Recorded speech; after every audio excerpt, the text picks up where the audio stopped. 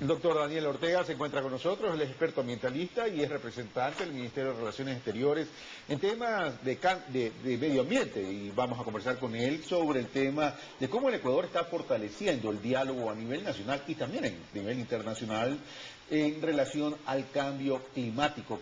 En una entrevista que le hice a Fander Falconi, si no me equivoco, fue este día lunes, él decía, la sociedad ecuatoriana debe comenzar a comprender de que el cambio climático ya no es un mito, es una realidad. Y el mundo está viviendo sus efectos, el impacto, etcétera, etcétera. Sobre ese tema vamos a conversar con Daniel Ortega, que es experto en la materia. Daniel, gracias por haber aceptado nuestra invitación. Bueno, ¿de qué manera se está fortaleciendo? Primero, el diálogo a nivel nacional. Pero por otro lado, no solo es cuestión de fortalecer el diálogo a nivel nacional, porque esto no puede ser iniciativa aislada de un país, sino que debe ser iniciativa primero regional y luego también a nivel mundial. Pero vemos que cuando nos sentamos a la mesa de negociaciones, dice, vamos a conversar, queremos emprender diálogos, queremos emprender negociaciones, consensos, etcétera, etcétera, pero a la hora de, cuando hay que, con el esfero y con la mano, firmar los acuerdos, la gente tiene temor o no quiere o no hay la decisión política de quererlo hacer. Y el protocolo de Kioto fue un ejemplo de aquello. Cómo entonces fortalecer diálogos que se transformen en decisiones y en acuerdos pragmáticos y eficaces. Daniel Ortega. Muchas gracias, Carlos, por la invitación. Muy buenos días a los amigos y amigas que nos ven en casa. Yo creo que usted se dirige realmente al meollo aquí de la cuestión. Nosotros tenemos que reconocer que si bien es cierto el cambio climático es tal vez la amenaza más grande que enfrentan nuestros países, todos conocemos ya el diagnóstico de por qué se origina, que contamina, genera emisiones y tenemos un incremento de la temperatura que impacta a los más pobres, impacta en la cantidad de lluvia que recibimos, cuando la recibimos, impacta a nuestros campos. Hemos visto hace pocos días también cómo una ciudad en Guayaquil, que se supone que tiene una gran infraestructura, inclusive tuvimos pérdidas humanas. Y al final del día esto es el cambio climático, es un problema de justicia ambiental. El 20% más rico del planeta genera el 60% de esos gases, mientras que el 20% más pobre no llegamos ni al 1%. Por supuesto, entonces, aquí hay una lógica de injusticia y hay una lógica de responsabilidades. Pero no solamente hay una lógica de injusticia y de responsabilidades, en el sentido de que los que menos tienen son los que menos contaminan o los que menos afectan el ecosistema y el medio ambiente. Pero, sin embargo, de todo ese 60% más rico que afecta el 60% del medio ambiente, afecta a todo el mundo, a pobres y ricos, en ese sentido. Es decir, por eso la importancia y la necesidad de llegar a consensos y acuerdos en relación a este tema. Así es. Y debemos reconocer que para cambiar esas reglas del juego tenemos que cambiar cómo producimos, cómo consumimos. Y entonces entran en juego los intereses políticos, los intereses económicos. Recordemos que el 60% de la producción global pasa también por manos transnacionales. Y cuando países queremos ejercer alguna legislación correspondiente para que cumplan esas normas ambientales, es muy difícil. Inclusive tenemos demandas internacionales como la que nos confrontamos. Entonces, ante ese juego político, ante ese juego de poder, las decisiones tienen que pasar por la comunidad de estados. Es una de las opciones que nos dan. Por supuesto, nos fortalecemos desde los países, dialogando con los diferentes bloques. En el caso de Ecuador estamos dialogando sociedad civil, el sector privado, las mismas instituciones del Estado, y cómo enfrentarlo de la mejor forma, pero también cómo prepararnos con propuestas concretas para llevar a la comunidad global y lograr estos acuerdos. ¿Y cuáles han sido esas propuestas concretas que se está proponiendo a nivel global y también a nivel regional? Bueno, nosotros reconocemos por una parte, como usted lo decía, que el protocolo de Kioto solo trató de reducir el 5% de las emisiones globales. Con eso no hacemos nada. El panel de expertos climáticos hace pocos días generó su reporte en el cual manifiesta que necesitamos reducir del 40 al 60% de esas emisiones globales para estabilizar las temperaturas, es decir, para que nuestros glaciares dejen de descongelarse al paso que lo están haciendo. Para el efecto, el presidente Correa ha venido planteando ya hace algunos años dos propuestas muy importantes que han tenido avances en el proceso de negociación. Una de ellas es emisiones netas evitadas, es decir, cómo generamos la oportunidad de que los países que no quieran contaminar en primer lugar puedan recibir una compensación económica, es decir, que no solo nos compensen por reducir emisiones que ya estamos haciendo, sino para que no contaminemos en primer lugar. Bueno, ese fue el concepto de Yasuní, pero el Yasuní-ITT no tuvo resultados positivos a nivel del concierto internacional. en términos de recibir contribuciones económicas, justamente por la lógica de poder de los países asumir sus responsabilidades. Y que nos hace pensar que ahora esa propuesta puede tener resultados positivos. Sí, porque el concepto de Yasuní, de emisiones netas evitadas, ya forma parte de las negociaciones de hace 2 años y forma parte de los principios rectores de esta mitigación neta que tenemos que alcanzar en cualquier esquema nuevo o programa que necesitemos implementar. Entonces, es un principio rector de lo que hemos decidido entre los países. Debe ser un nuevo acuerdo al 2015, definirse en Perú este año y en Francia el próximo año, de este acuerdo global.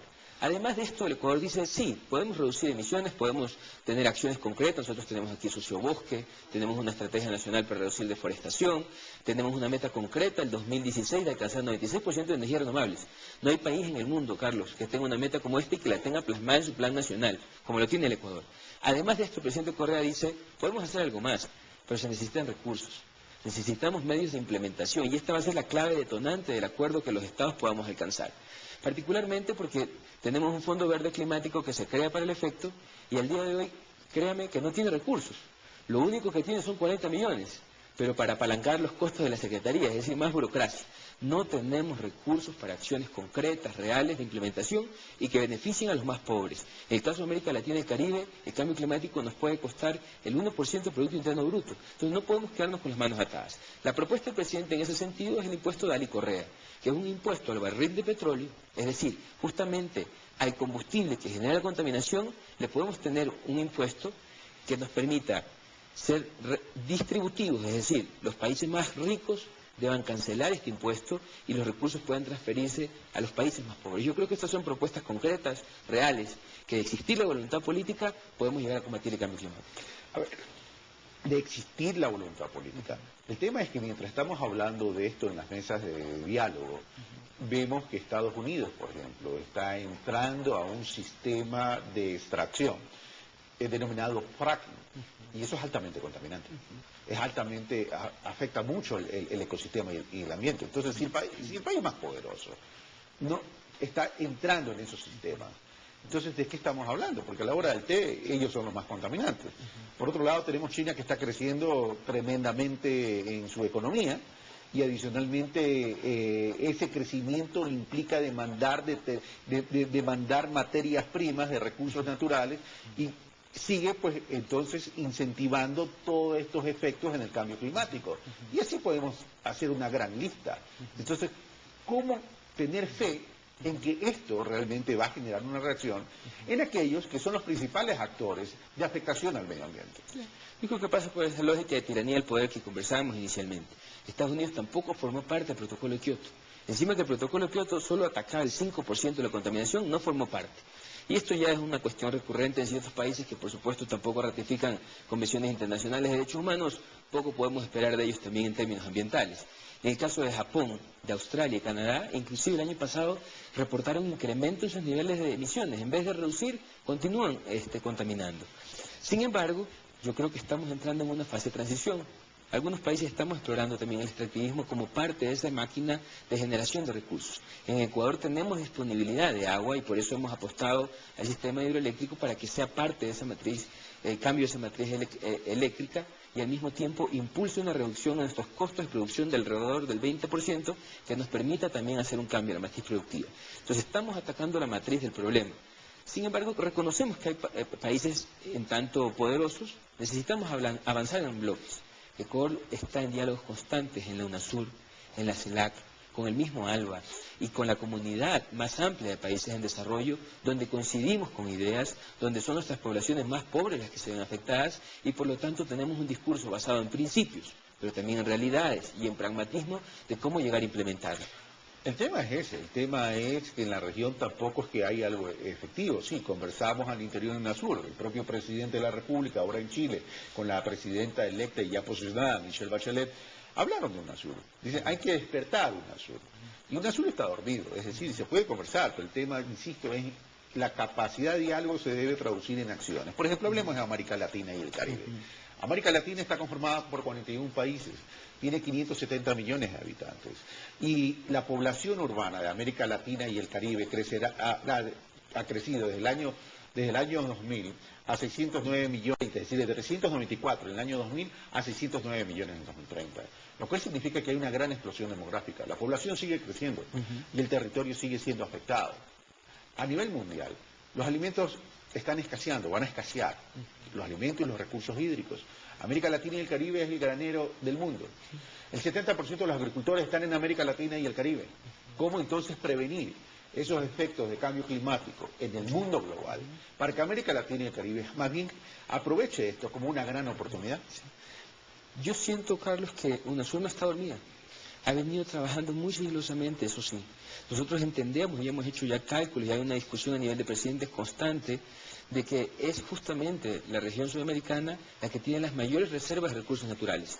Y entendiendo también la lógica que tiene que ver con soberanía, con seguridad, con paz, necesitamos hacer un aprovechamiento sostenible de esos recursos naturales para proyectarnos de una manera estratégica en el mundo.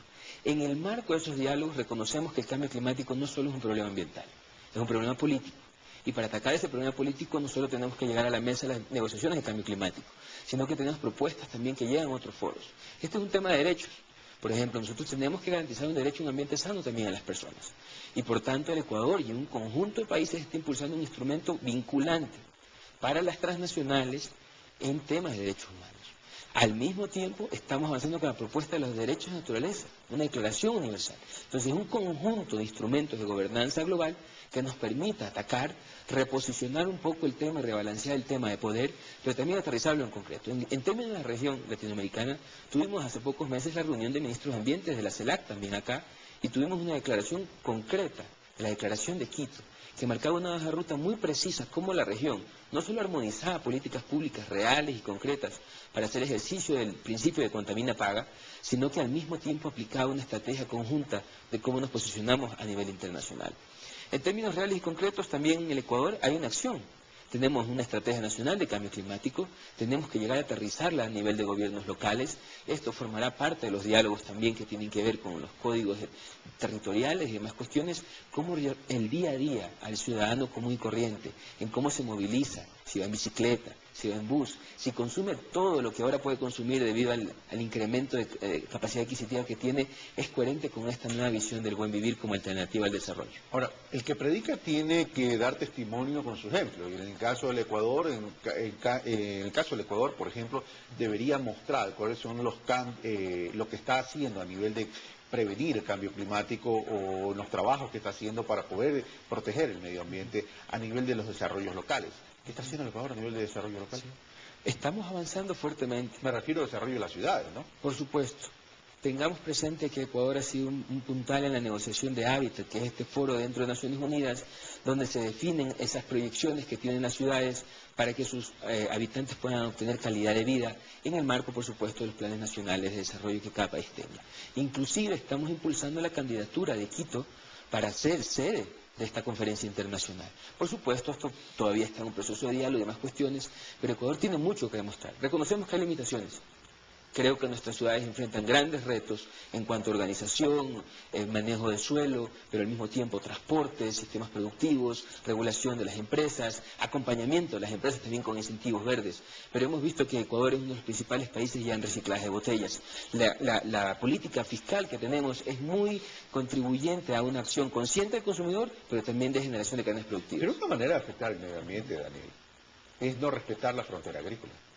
Y en ese sentido las ciudades no las están respetando, están creciendo tremendamente.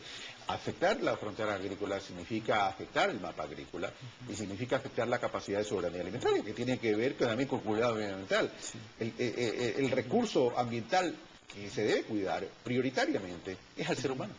Tenemos un gran reto de cómo poder balancear el crecimiento poblacional urbano, el incremento en productividad, porque no necesariamente es la extensión agrícola. Correcto, estamos de acuerdo, productividad. Y al mismo tiempo otra amenaza adicional que es la deforestación, que realmente sí, en el cambio de uso de la tierra en términos cuantitativos amplios, es mucho más grande que el problema urbano. Lo que sí hemos visto a nivel de América Latina, este ya no es un problema solo de Ecuador, es que mucho de ese crecimiento urbano se da en las áreas que tenían mayor productividad en términos de calidad de tierra. Y los diálogos que pasan por hábitat, pasa por esto, pero también por calidad ambiental. Hemos visto, por ejemplo, cómo el porcentaje de áreas verdes en Guayaquil es tan pobre comparado con otras ciudades de América Latina. Estamos por debajo todavía de la norma de la Organización Mundial de la Salud y el gobierno está completamente decidido a cambiarlo. Es decir, no solo es gobiernos ni lógicas locales. Yo creo que también tiene que haber una voluntad nacional y el presidente ha sido muy enfático. No solo el Parque Samanes, sino el conjunto del sistema de parques que se plantea poder ameliorar esta deuda histórica que tiene la ciudad, con los más pobres particularmente, porque las áreas verdes también tienen un tema de distribución. Esto termina siempre en temas de justicia social.